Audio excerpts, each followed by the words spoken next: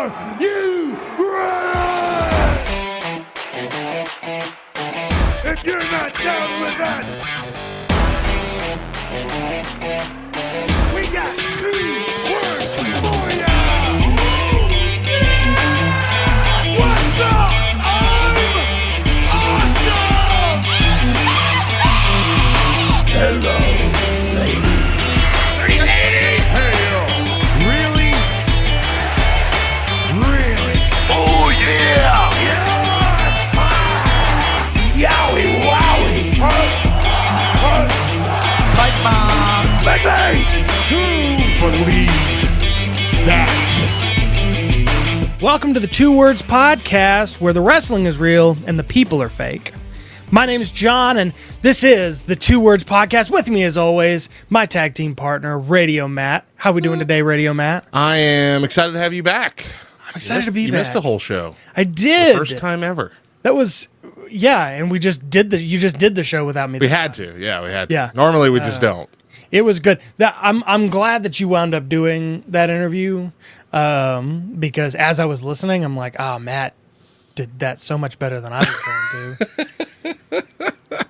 And like with most things though that you do, like you're just Well, I've done interviews a lot. yeah. So I'm used to it. You do things well. I appreciate it. And it's one of the more infuriating things. Not just that you do them well, but that we, as your friends, have to admit that you do them so well.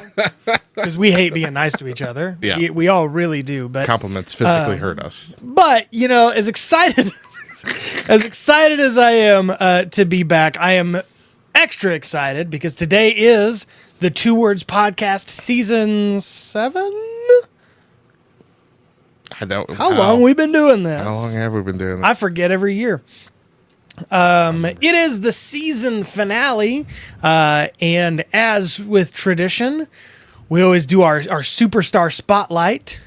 And today, we've got one of our favorites. Probably, I've never met anybody that didn't like this superstar. Agreed. At least by now. At least by now, yeah. Maybe they didn't back then, but Season 7, you're right. But here we are. You know, yeah, season 7. And on us, our season 7 season finale, we're going to be talking about Mick Foley.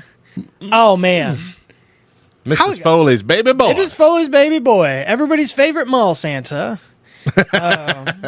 Yeah. I love that that's a thing we can say. And so we're going to dive into that. We also have some something fun to show off. But first, hey, yo, Danielle Fishel wants to be put through a table. The Boy Meets World? Yeah, Panga? the Panga. Panga wants to be put through a table? Yes. She's married to? Is she married to Leo Or Rush? just dating? But either way, connected to She's connected to Leo Rush. Leo Rush. I forgot all about that. Fishel and the entire Pod Meets World hosted WWE executive producer. I didn't put his name in my notes. I don't know why. And unnamed Bruce Pritchard. It was Bruce Pritchard. Okay. I couldn't think of the name. They had executive producer Bruce Pritchard. Why?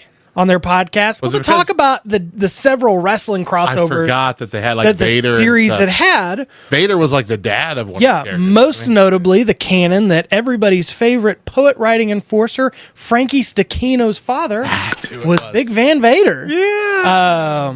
And he was on several times. They did the episode where the two of them are dancing in the middle of the WWF ring. They had showed Vader wrestling Jake the Snake, which they apparently, it's come to light, Jake the Snake was just miserable the whole time they were filming that because it was just an audience full of people and they just kept having to do the same like things spots over and over again, yeah. over and over again. And apparently that was not fun. But I forgot all about the connection. The former Boy Meets World star revealed that she would love to get in the ring one day as a heel, and that the great comeuppance that she would like is to be put through a table. I feel like that's one of the things. If you're a wrestling fan, that's one of the things a lot Yeah. of people have on their lists because they know it's going to kind of hurt, but not Yeah. really because they're breakaway tables. But that the image, still. the video of Oh, it is yeah. something you'd have your whole life. Yeah. That would just be the one thing that I have for the rest of my life. Is if That would be did my that to me. promo package. Yeah. She's been real involved with like Leo Rush. At one point, CM Punk had talked about he really wanted her to be his manager in AEW. And then there was an episode of the Feel the Power podcast with the New Day where where they randomly surprised Xavier Woods, and he just started screaming like a little girl. And so I believe it. I would love. I mean, as a young man, from the '90s. I would love to see Daniel Fishel get put through a table. Oh yeah. Early TV crush, I think. Yeah. And Yeah, I mean, for- really, for the most first boys. was like her and Amy Jo Johnson. Yeah. Oh gosh. Yeah. Both And of them. just That's the duo right yeah, there. that's it. And that's all we'd like to say about that on this podcast. Steve Austin, hey yo, is probably done wrestling. Probably. Last week, the AEW show WWE Legends premiered an episode chronicling Austin's return at WrestleMania 38, which I think all of us agree was a smashing success. Yeah. 2 nights worth of smashing Oh my gosh, it was successes. great. His match and then the very long segment he did on the second night was fantastic. But to wrap up the show, he was asked about the possibility of one more match, to which he replied, I was going to try and do the voice, but I've lost it. He replied, I walked away. I'm happy with what I did. There's people who have done more or lasted longer. I had a pretty good run, and I'm pretty happy with it, so I ain't got nothing to prove to nobody. But you'll notice, Good for him. he didn't say no. In fact, earlier this year, he didn't rule out the possibility of coming back for a match against CM Punk in the near future. I think we all wanted that. I know. Yeah. That's something that That everyone's... was that's a one of 2000 those... That was a 2011 big thing. If he had come back in 2011, that's what they probably Right. would have done. That's one of those matches that everybody has wanted. Not quite Sting versus Undertaker level, but close. So he was going to originally be in the main event in the spot that the Undertaker eventually took of this Okay. year's WrestleMania. So he's still kind of involved with the program. They just couldn't reach an agreement in time. But that being said, I fully believe him when he says that he doesn't feel he needs to wrestle, Yeah. which is how he's different than The Undertaker. The Undertaker could have had several final matches. Oh, yeah. Should have had several final matches, but just couldn't stop himself. And it's interesting that you say like they couldn't reach an agreement Yeah, in time, because I'm sure they had been working on it for months at that point. I would assume. Trying to figure it out. And if you believe the story that the Undertaker tells, they texted him at the event. At the event, like, hey, suit up. Hey, do you want to do this? So it took Steve Austin 3 months to say no, and it took the Undertaker 45 minutes to be like, all right, yeah, Which, again, proves Undertaker has that that thirst yeah. to just to be in the ring. Yeah. And Austin... he got that Pretty dog satisfied. in him. Austin's pretty satisfied. Yeah, and which Undertaker now has said like after doing that, it felt good. Yeah, he's good. Yeah, which I'm happy for him. Which we'll see if that lasts. Yeah. If I were a betting man, I'd say that we will see Stone Cold a few more times and segments, Yeah. and bits. he'll stun some people. But I bet he's likely done in the ring. But I wouldn't say no to a CM Punk match being the final At match. this point now, yeah. Yeah, I think it would be cool. No, that could be fun. That I'd could welcome be fun. Hey, yo, Eddie Kingston's entry may be worse than initially thought. The AEW star was thought to have suffered a broken leg at New Japan Pro Wrestling Resurgence on May 11th, which as I'm reading this and I'm reading the articles, I'm like, how could it actually be worse? Because I've never broken my leg, but Turns out his leg was sheared clean of off. places of injuries that I can imagine, a broken leg seems like one of the more painful. But the Wrestling Observer is how now broken, the Wrestling Observer now reporting that he may also have a torn ACL and a torn meniscus. Jeez. So surgery is expected to take Kingston out of action for at least 9 months. Sounds about right. I think that's because of anything going on in AEW. I like Eddie Kingston. Yeah. That's, but a bummer. everybody seems to be getting hurt over there right now. Because I think Daniel Bryan's hurt too, isn't he? I believe so. He's still wrestling, though, a little bit. Is he? Of course, he's wrestling injured. But he is going to have surgery soon. I saw. All sorts of stuff, and so just one more awful thing that has happened to the AEW crowd. Yeah, they're having it rough over there. Yeah, but also that's kind of what you get when you let all of your wrestlers go and wrestle wherever, whenever they want. That is the risk you take. Like, it's a cool idea, but it is a risk. it's a fantastic idea, but Hey, yo, Cody Rhodes versus Logan Paul was never going to be title for title. Cody Rhodes teased a couple times in the lead up to this weekend's PLE that his match would be title for title, excited to win the United States Championship and become a Grand Slam champion. But on SmackDown last week, instead, Paul demanded the match be only for the undisputed WWE Championship, threatening legal action if his title was also on the line. Yeah. Solid storyline. But Wrestling Observer Radio reported that this was always the plan, and the only reason that the possibility of a title versus title was teased was to put heat on Logan for weaseling out of it. yeah, that segment was kind of funny because, I mean, obviously, all the contracts are meaningless. Right. Right. There are no contracts for these matches, anything like that. But, they write up this contract, they give it to Logan Paul, and he tears it up. And then he was like, well, I had my guy make up a contract and my title won't be on the line. And then he was just so adamant that because it had been drawn up, it was legally binding and he had And to that he signed it and already. and that Adam Pearce had to sign it. Right. Or Nick Atlas had to sign it. And was like, this is a weird, like if I were a lawyer, I'm assuming I would have some issues with contract law here. Like, how is all of this working out? But I think the storyline is a good idea to both put more heat on Logan, but also to kind of set the stage for Cody's future once his undisputed title reign is done. Yeah. Then he has a new goal. Now that we know he's only one title away from Grand Slam champion, Hey. he's got his goal set, and I would be fine if Logan holds on to it all the way up until that time, however it takes. Because I think I don't that mind would Logan be fun. Paul as champion. Not as much as I thought I did. Right? I would. Yeah, I don't hate it. Yeah. I don't hate the. I thought I I'd don't be hate the heel much version. more against that. But I'm not. Oh, hold on. But I also Okay. think it's a great idea to not put two titles on Cody. Oh, I don't think putting two titles on your major champion is a good idea. I don't think it works almost ever because it always sets up the situation of, well, do you have to defend both of them at the same time every time? And if you want to keep them looking like a champion, you don't want them to ever lose. That's what happened with Roman Reigns. They put both titles on him. Like, well, now we can't have him lose either of them. Yeah. And so they had to Now they're weasel their way out, cram them into one title, Yeah. and recreate another title. It was a terrible recreate the title that they had merged with the other title. right. This title is a title disguised as a title pretending to be another title. So yeah, let's not do that, guys. Yeah, let's just not do that. I think what was it? Seth Rollins was WWE champion and United States champion at one point at the Was same he? time. Yeah, very unspectacularly. Yeah. So I don't know. I believe Who it. knows?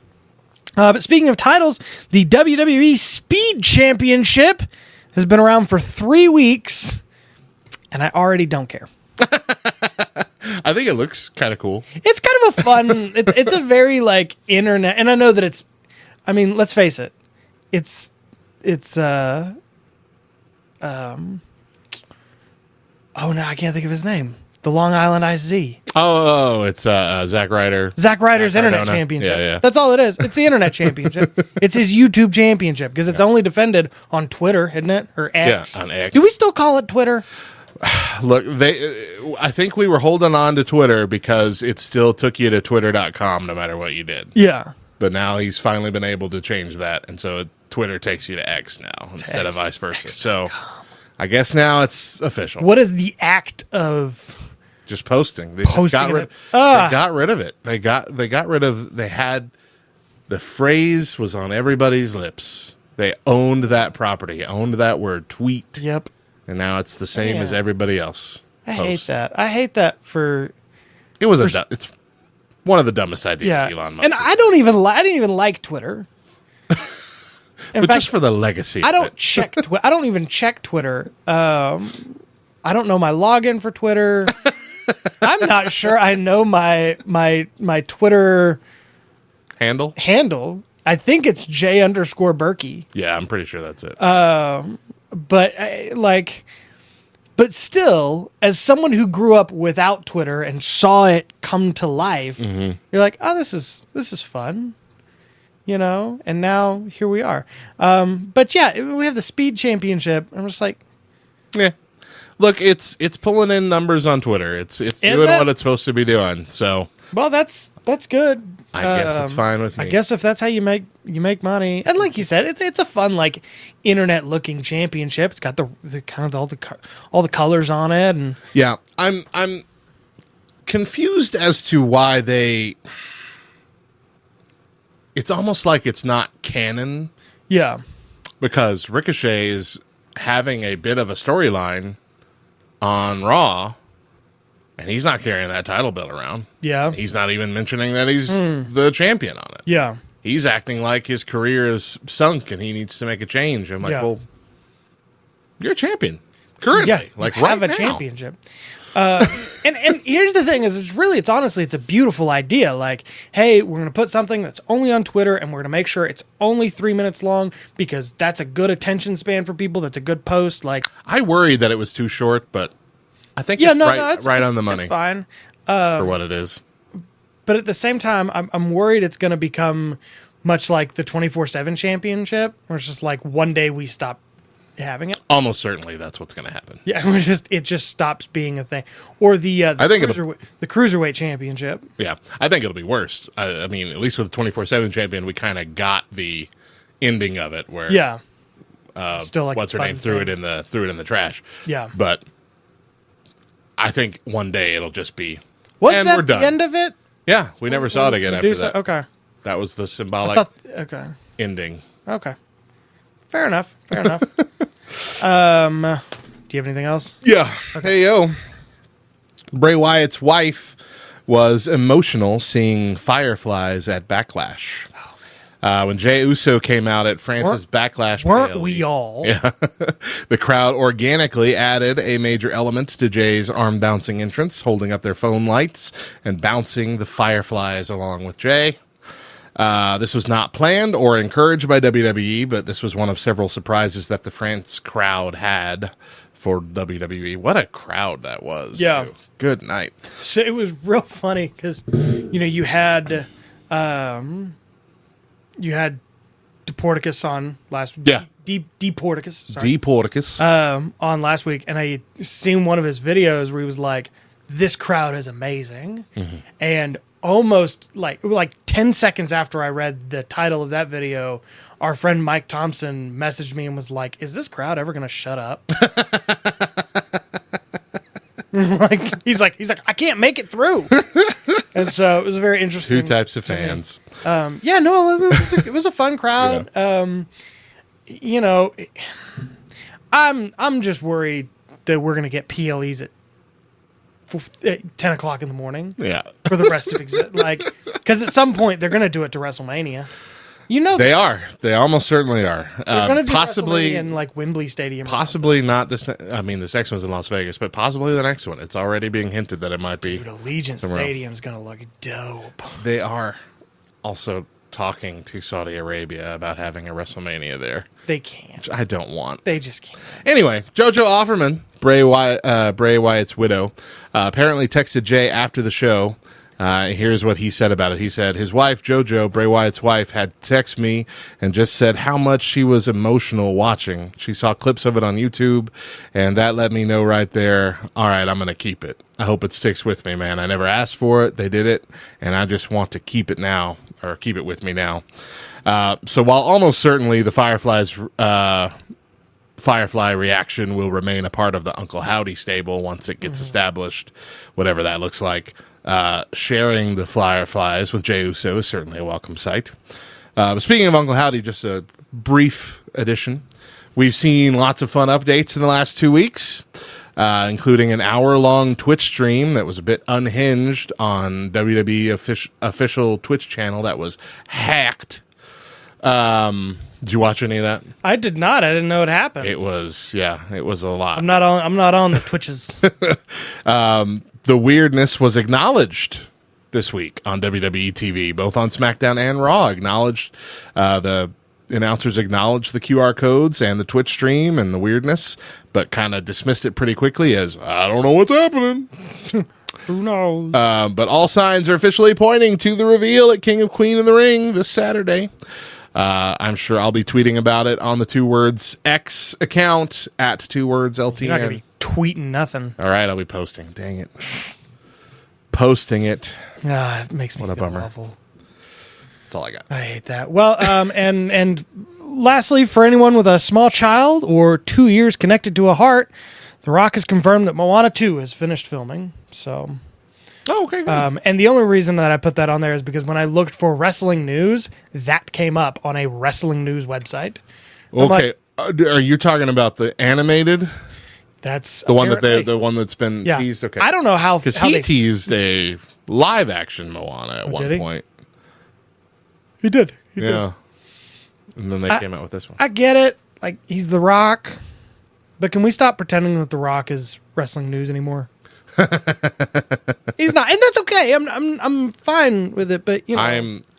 I'm very concerned, and it really hit me this year, of how quickly The Rock is becoming Hulk Hogan.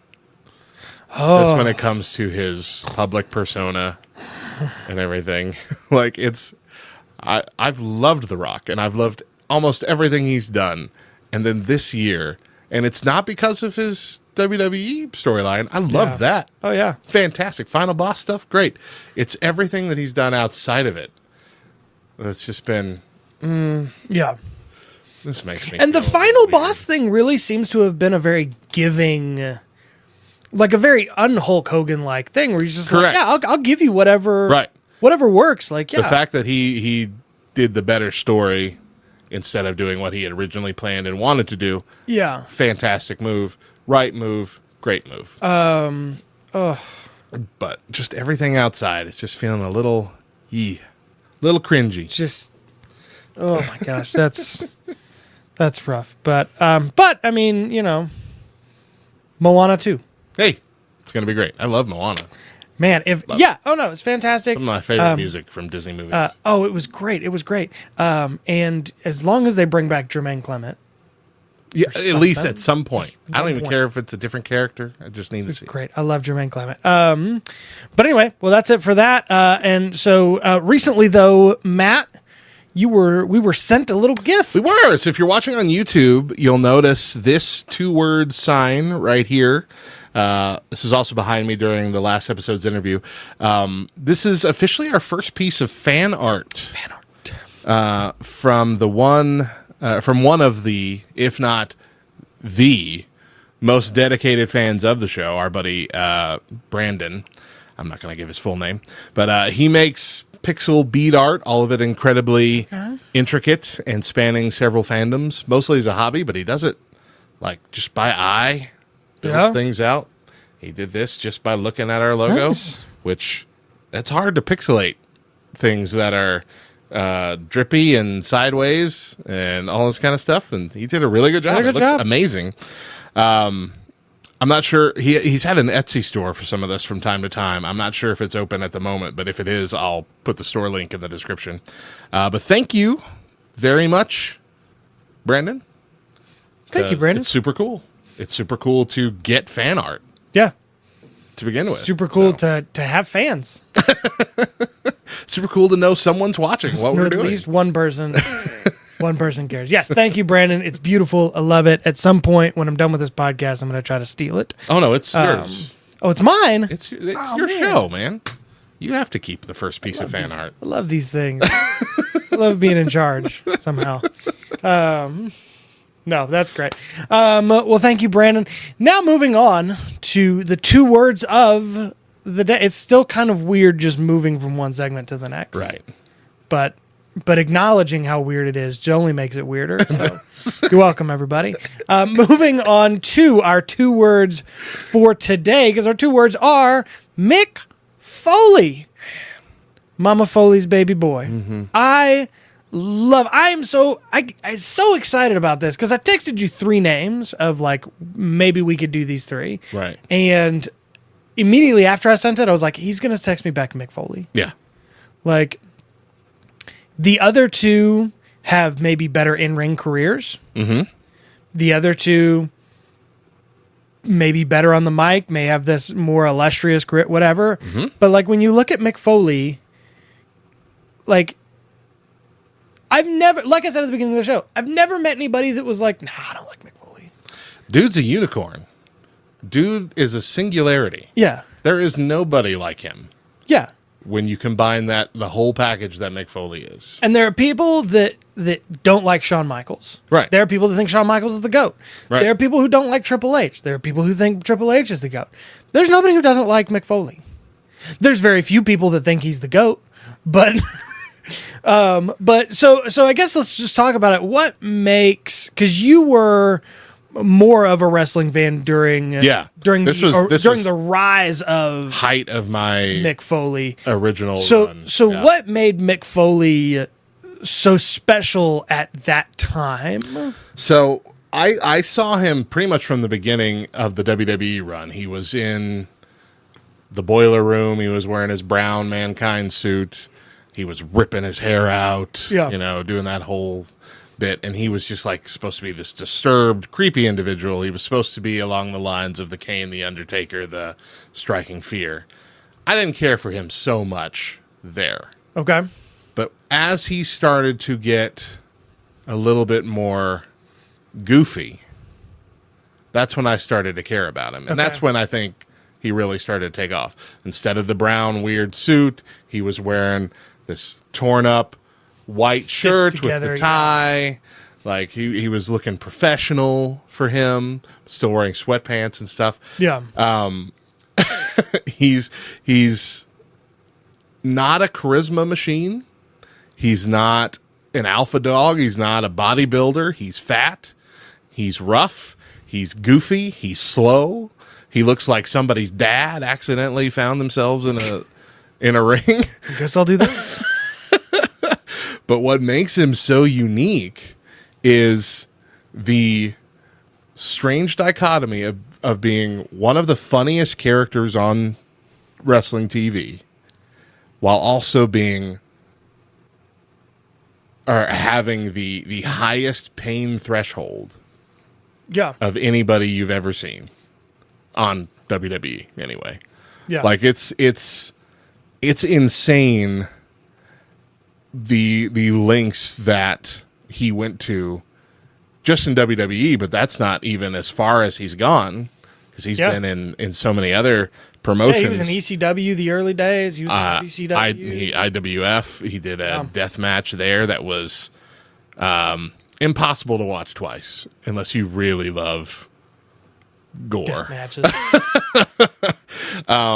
But he really felt like the everyman. He endeared himself to us all with that comedic humor.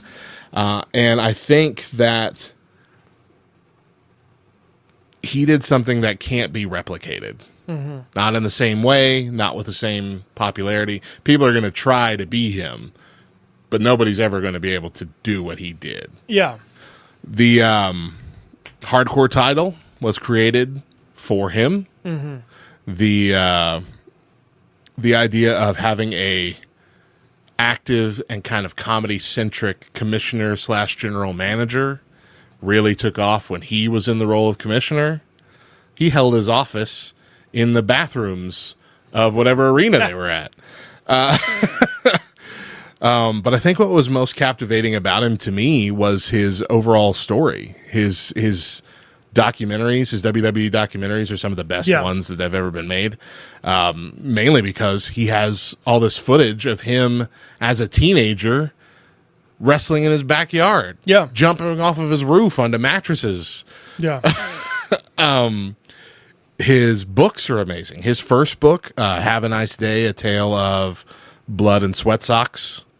I read that as a teenager, cover to cover twice. The thing is as thick as a Oxford dictionary. Like it is huge. It was a huge book. And WWE did not want to publish it that thick. Yeah. They wanted him to cut it down, but he couldn't. He had so much to tell, so many stories to tell. And I'm glad they didn't because it became a #1 bestseller immediately. Yeah. Stayed that way for months, and it was such a good book.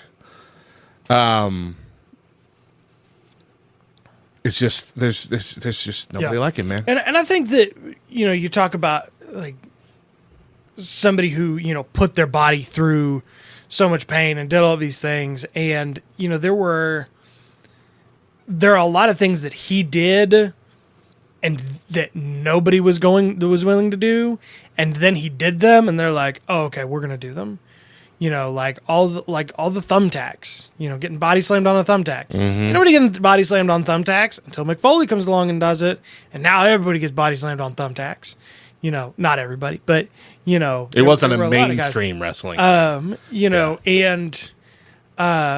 there's this whole thing in I don't want to say the real world, but, in life where, like, if you're the guy that's willing to do whatever it takes, and you prove that you're willing to do whatever it takes, like you're gonna have something that lasts. Yeah. And just the mindset of like you look at a the Hell in a Cell, and you're like, I want to fall off of that. Twice. Yeah. And like that's and that's just such. I mean, it's the most memorable moment. Oh yeah, in WWE at all. Nobody remembers what the pay-per-view was. Nobody knows. I mean, I know what the pay-per-view is because I care. But nobody knows who else was on the card. Nobody even knows who won King of the Ring that year. Oh yeah, not at all. I don't know. Do you guys know? I don't remember anything else. I don't know. King of the Ring 98. It was a King of the Ring match. Yeah, that was all it was. It was a King of the Ring match. And it wasn't even the main event at all. Yeah. And so, but being able to, and I think a lot of what is this like, being able to take those characters and make them lovable. And like Mankind is not supposed to be a lovable character. Right.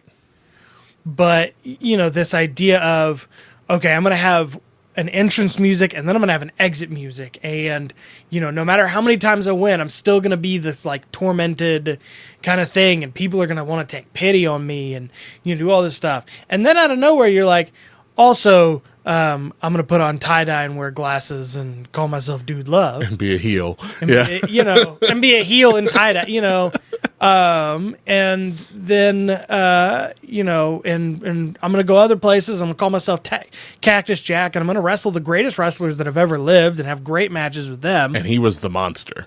Yeah. He wound up being the scary one. Yeah. Of the three. And then we're just going to go, you know what? Let's put all three of them in. Mick Foley's the only guy that's been eliminated from the Royal Rumble match 3 times in one match. I got to watch that thing live, and I was losing my Oh mind. my gosh! Like I didn't after he came out the second time and got eliminated. We knew he was coming back for the third. I didn't care about anybody else coming at that point. It was just when's Cactus Jack showing up. I was so excited. One of my favorite moments is he was on I want to say it was ABC Family, either ABC Family or TLC, one of them. They did a like celebrity wife swap, and Mick Foley's wife and Enrique Iglesias' wife swapped places. And I just like the two people I could think they're very, very different. Yeah. And Enrique Iglesias' wife shows up, and she's exactly what you think Enrique Iglesias is, the kind of woman Enrique Iglesias could get to marry him. She shows up, and he's like, hey, I wear sweatpants everywhere I go, and I'm going to need you to put my socks on for me.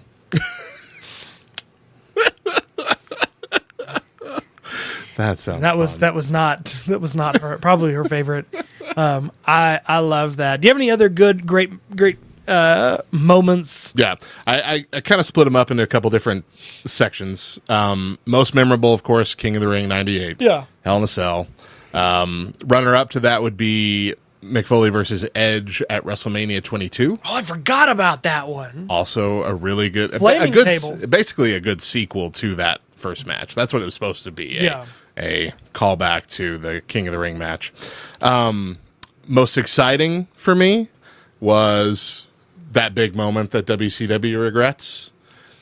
That night where Mankind won the title on Raw because it was a conspiracy. It was like all the face characters finally having enough of the corporate ministry and just conspiring to get the title on Mankind. Yeah. Mankind barely did anything in the match, to be honest, aside get beat up. Because nobody watched the match either. You Right. didn't need to waste TV time on it. Right. Nobody was going to be watching it. But DX came out and Stone Cold came out, just basically destroyed the corporation. It's fantastic. It was a good moment. It's a fantastic moment. Then him running around with the title, just is it more excited than you've ever seen him? It was great. Do you think? And I hate to talk about him too much, but like the genius of Vince McMahon might have actually been playing out there and been like, hey, WCW is telling people what's happening on our show as it's happening. And they don't know what I know, which is that people love Mankind. Right. Let's put the title on. I believe it. Again, I know what you're saying. That was a power move. Don't really want to hype him up as a person currently, but the WWE back then, at the time, he was pretty brilliant. Him and his creative team at that time were spot on what they needed to do. And I think that was clear just in the way that was kind of the turning point right there. Runner up for most exciting moment for me is when Triple H was supposed to be fighting Dude Love at an upcoming pay-per-view. And Dude Love then gets up on the screen and welcomes Mankind and does an interview with Mankind. And then they decide neither of them are ready to fight Triple H. They can only call on one person. And Cactus Jack then shows up on the screen. Yeah. And you see Triple H, this is the same dude, the same guy, but suddenly he's like, what? No, I didn't sign up to fight Cactus Jack. You are. The fact that he can, like, he's one of only two people that I know in all of wrestling that have been able to have multiple personas and just interchange them whenever, and everyone believes it. Yeah. It's him and it's Matt Hardy. And that's true. it. Make that happen. It's so hard to pull that off, I think. Like, people have brought back old personas after a long time, but you're not interchanging them every few months and still being believed. Yeah, and it is even like, I'm thinking about something I was watching this week, and I think I meant to put this in the Hey Yo segment, but like, Shawn Spears is back in the WWE, and nobody knows or cares. Right. It hurts. And like, he's come back as Shawn Spears, not Ty Dillinger anymore. Right. And you're just like, yeah, nobody cares about either one of you. And that's upsetting because I think he's a talent, but like, it's just, but to Mick Foley's credit, it's like he could come back as anything he wanted to. Exactly. And everybody's just, and by the end, he was just coming back as him. Yeah. Just his normal, just I'm Mick Foley. Yeah. And everyone's like, yeah. Anytime you hear that car crash sound at the beginning of his music. Does he have the most fun WWE entrance song? It's pretty good. Like, it just... Yeah, it's really good. It like, I don't drink beer, but it makes me want to like drink beer and go work in the... It makes me think like this was originally written for like Home Improvement or something, like a 90s sitcom about men being men, you know? Like the Roseanne theme song or something. That's hilarious. On my list, most unwatchable, which are the hardcore kind of matches. Yeah. Again, the top one is the IWA Death Match versus Terry Funk in 95. Runner-up to that is the Cactus Jack versus Vader match at WCW Halloween Havoc in 93. Okay. Which is kind of the reason death matches are popular in America now. Okay. It was so brutal, WCW took them both off of TV for a good long while. And kind of regretted letting them do it. Yeah. Can you think of two people who outside of their wrestling personas have been referred to as the nicest people on earth? Right. Like everybody who talks about Vader is like, oh, he was one of the most gentle people in the world. Sweetest guys. Funniest moments, The Rock's This Is Your Life sketch, and pretty much all of the Rock and Sock Connection storyline. I loved that so much. And then the runner-up to that would be Mr. Sacco's debut to cheer up Vince McMahon in the hospital. And then Sacco became a staple of Mankind's character. That was the whole, instead of just doing the mandible claw, now he reaches into his crotch, his sweatpants crotch, pulls out that dirty Mr. Sacco, puts it on his hand, and then mandible. It was the funniest bit, and you bought it. This doesn't hurt. Yeah. I mean, it's not comfortable. It's not going to incapacitate you. You're not going to be flailing about. So adding the sock element to it, the dirty, stinky sock element to it, now you believe it. Because they're just like, this is gross. Get it out of my mouth. Yeah. And I can't escape. Yeah. And I think I will tap out right now. Yeah, just please get this away from me. I don't want this anymore ever. Please make it stop. I love it. Yeah, and I think that really is part of the kind of the legacy that he left, and kind of this lasting thing is creating characters that could comically come in and do things, but also get over with those comedic things. Like, if you don't have Mr. Sacco, you don't have Santino's Cobra. Right. And like, but like, he did it and it was fun, and everybody was able to like suspend their disbelief a little extra. And it's like, yeah, the Cobra's coming out. End game, man. Mm-hmm. We're done. But at the same time, it was devastating enough that when Bray Wyatt started using the mandible claw as the Fiend, you still believed it. Yeah. Like they were able to get over one of the silliest gimmicks. Yeah. As a legitimate finishing move. Yeah. Simply because of Mick Foley's commitment. You know, we talk about how the mandible claw, like, oh, it's just, the thing, and like, it's not going to hurt. Here's the thing. If we're having an argument and I just like, you're done. We're done. I don't care. It's not, I don't even have to put my whole I just like, Oh, you mean boop my nose or stick your finger to the back of my throat? Finger into your just like, if we're arguing and I just grab you by the mouth, you are in shock for 10 seconds. That's a good point. And I just do whatever. Might be the most debilitating move. Debilitating move. You're just like, ah! You make a good argument. Not allowed. Not allowed. Not allowed. Not in human society. The last thing I have here is I said my most captivating was him coming in the Royal Rumble 3 times as all 3 personas. Yeah. But the runner-up for that was his ECW One Night Stand 2006 match against, I think it was Tommy Dreamer and, was it Terry Funk? It was against 2 other hardcore guys. Yeah. But it was a really good match. It was cool to have that. It was that whole night, that first One Night Stand was just a whole captivating evening, but it was good to see him there as Cactus Jack. But, there's so many moments that it's hard to just pick out a few, but several of these are instant classics. I think the draw that he has is something that most people have half of. R-Truth, I could care less really when he's in the ring. Okay.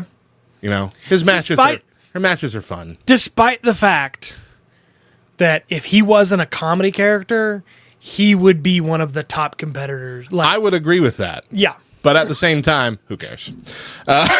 His comedy bit, his whole shtick, his whole personality is what draws me to him. Yeah. I want to see him at any point he's on TV to see what's going to make me laugh. Yeah. And even in the ring, that's what I'm waiting for. I'm waiting for what's he going to do in this match that's going to make me laugh. Mick Foley had that ability to captivate you both on the mic, in the segment or whatever, and in the ring. There was never a bored moment. Most people in the WWE are fantastic wrestlers, and they'll cut a good promo every now and then, but you know that most of the time they're on TV, they're just filling the 3 hours of Raw or whatever. And so you don't care as much. You don't pay as close enough attention. Anytime Mick Foley's on the mic, I'm paying attention. Anytime he's on the TV, you will not see me twist my head, look at my phone, nothing until that segment is over. Yeah, and I think that really has to do a lot with,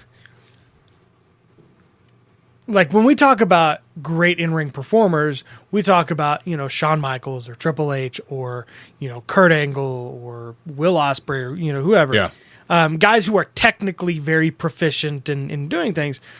But I think the thing that made Mick Foley in his wrestling, in his in-ring ability, was he wasn't trying to be any of that. He was trying to be the slow, sluggish guy in sweatpants or whatever. Like, he was the ring general in the sense that he literally was telling a story with his body, Right. better than anybody else was doing at the time.